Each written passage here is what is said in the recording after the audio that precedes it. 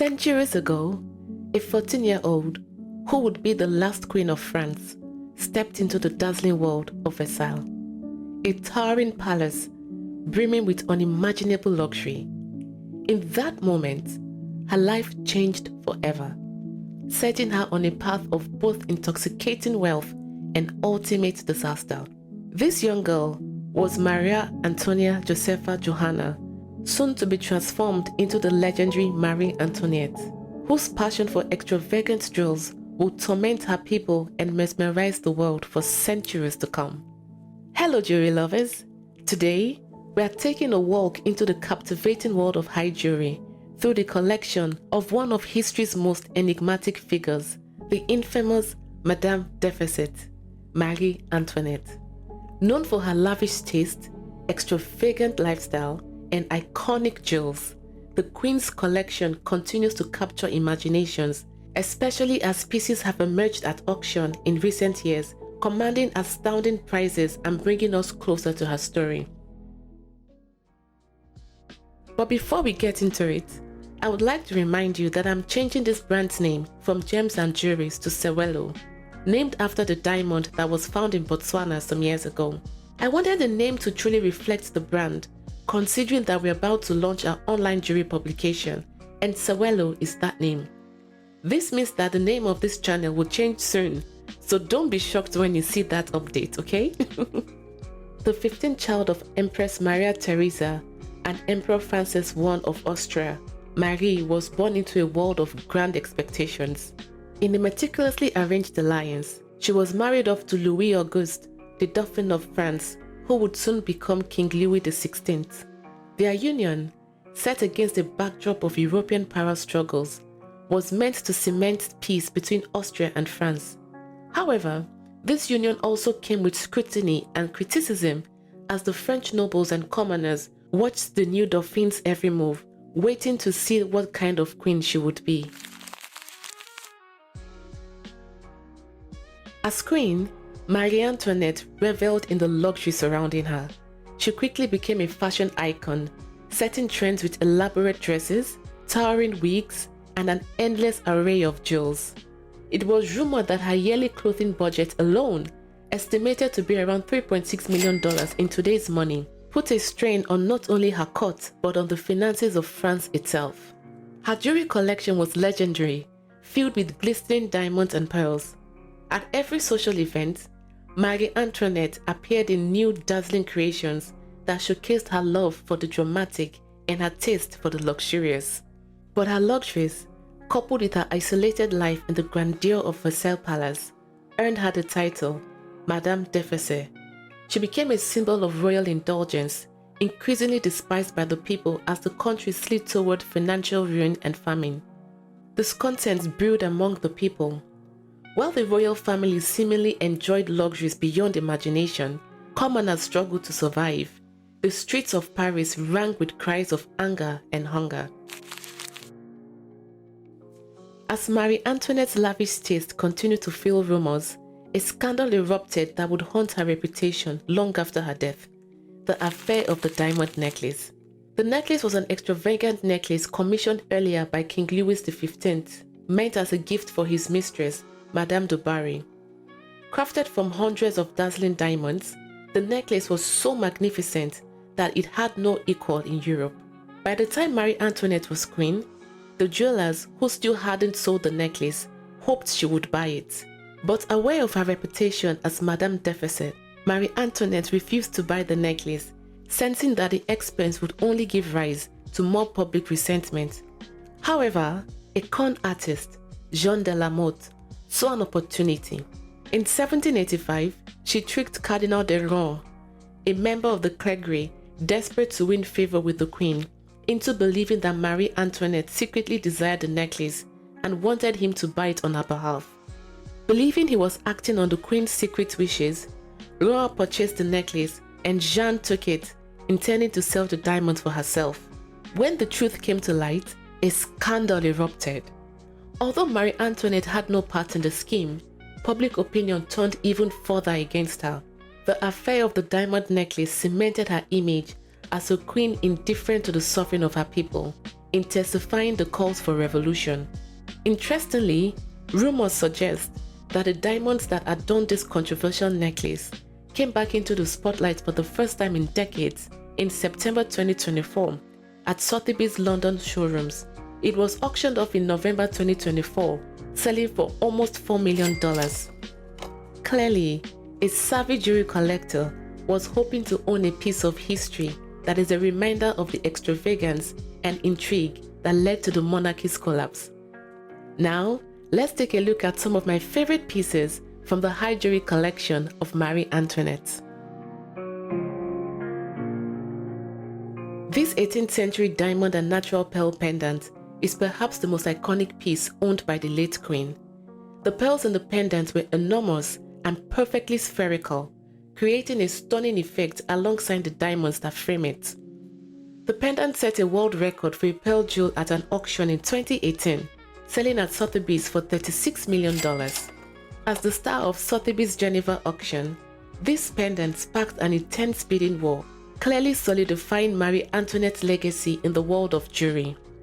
The piece was initially valued at around $2 million, but surprisingly made its final price at $36 million. The previous record for a pearl jewel was held by a necklace from Elizabeth Taylor's collection, and it sold for $11.8 million in 2011. If you want to dive into the collection of Elizabeth Taylor, click the link at the top.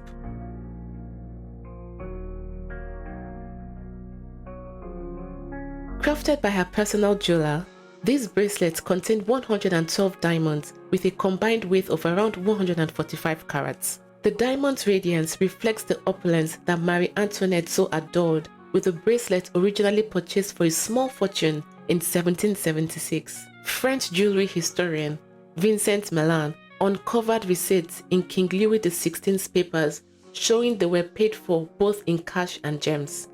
The bracelets were auctioned by Christie's in 2021 with a pre-sale estimate of 1 to 2 million Swiss francs, but they sold for an astonishing 7.46 million Swiss francs, that is around $8.18 million.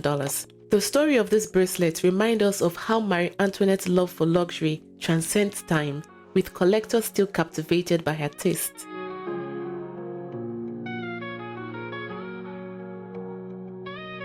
Another exquisite piece linked to Marie Antoinette is a double bow brooch, which perfectly embodies the queen's penchant for elegance. The brooch is said to have once been accompanied by an intricate collar necklace of grey pearls, rubies, and diamonds. This brooch includes a striking 12-carat yellow diamond centerpiece that was said to be a later addition. The pearls themselves were rumored to have been family heirlooms passed down for over 2 centuries.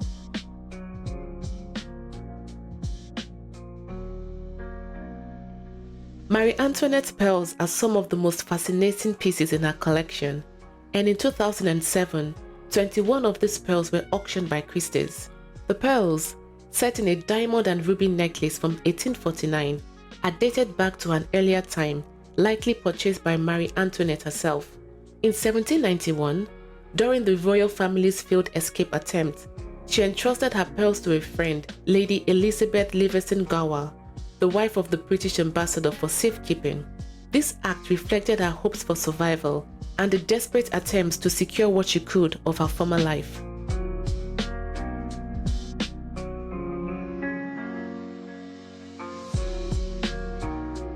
Marie Antoinette's love for diamonds is perhaps best embodied by her famous diamond earrings, 2 exquisite pear-shaped diamonds of 14 and 20 carats.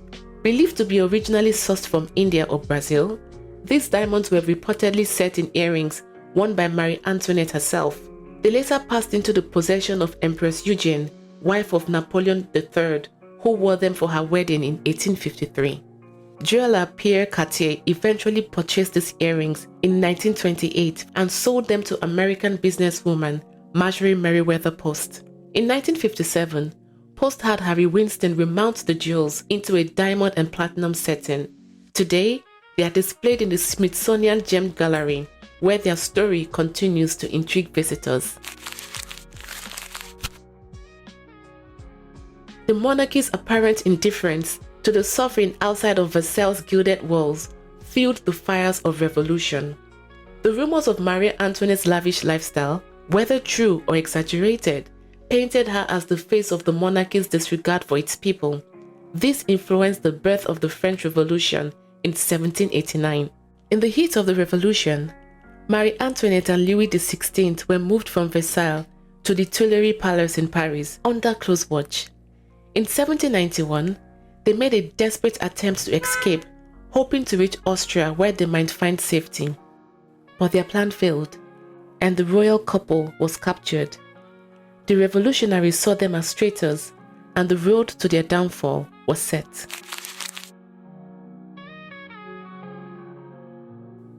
As tensions rose, the royal crown jewels became a matter of survival.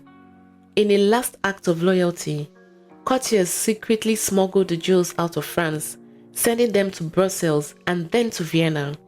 These jewels were meant to reach Marie Antoinette's nephew, the Austrian emperor, who was to protect them from the revolutionary forces closing in on the royal family. But the jewels couldn't save Marie Antoinette and Louis XVI. They were imprisoned, subjected to public trial, and ultimately sentenced to death. In 1793, the last queen of France faced the guillotine, her once glittering crown now replaced by the green blade of revolutionary justice.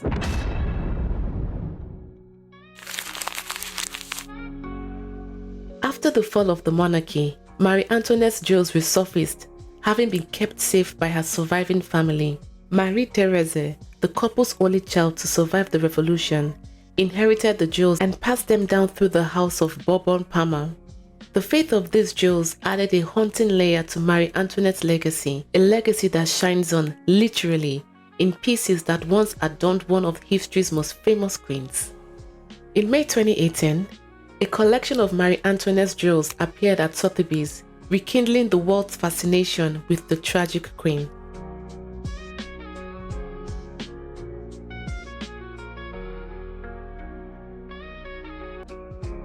Now that we've spoken about Marie Antoinette's life and explored a few pieces from her collection, why don't we grade the high jewelry collection of Marie Antoinette using the Gems and Jewelry's 5-part metric, which are personality.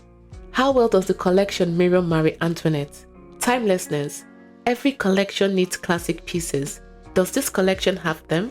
Versatility. Does the collection represent various stones and designs? Flexibility. What's the ratio of everyday pieces to special pieces in this collection? Genius. Do we have enough unexpected designs to wow the imagination in this collection? For personality, this collection scores 4 out of 5 because it's a fair reflection of Marie Antoinette's extravagant style. In timelessness, this collection is a solid 5 out of 5. Despite centuries passing since her time, Marie Antoinette's jewels remain just as coveted today, commanding impressive prices at auctions. When it comes to versatility, I'd rate this collection 3 out of 5. While diamonds and pearls are undeniably classic, the collection leans heavily on these stones, leaving out some of the rich variety found in other gemstones. What about flexibility? This collection scores 5 out of 5. Many pieces, like the brooch bracelets and earrings, can be dressed up or down, fitting both special occasions and even more intimate settings with ease. Finally, with regard to genius, I give this collection 4 out of 5. While the designs are beautifully crafted and rich in luxury, they don't venture into more imaginative realms or unique forms. But then again, these pieces were designed centuries ago. Overall, Marie Antoinette's high jewelry collection earns an impressive 21 out of 25. What do you think? Share your thoughts with me in the comment section below. And if you want to explore an even more spectacular collection, I bet you would love the high jewelry collection of Maria Callas. Click the video on the screen to watch it, and I'll see you in that one. Bye bye.